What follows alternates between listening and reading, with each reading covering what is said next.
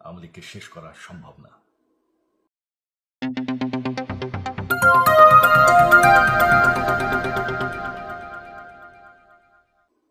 সারা দেশে আমাদের ভাঙচুর হচ্ছে, লুটপাট হচ্ছে, আমাদের শহরের বাইরে আমাদের নেতাকর্মী, আমাদের আওয়ামী লীগের নেতাকর্মীদের উপর হামলা চলছে, অনেকে হত্যা করা হয়েছে।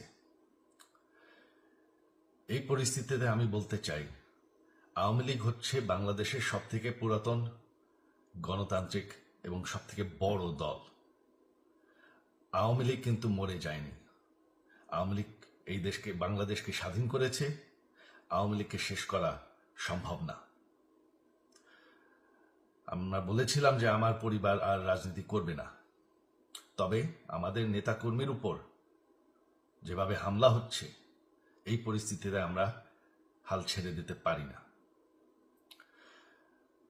বাংলাদেশে যদি গণতন্ত্র, নতুন বাংলাদেশ গড়ে তুলতে হয়, আওয়ামী লীগ ছাড়া সম্ভব না।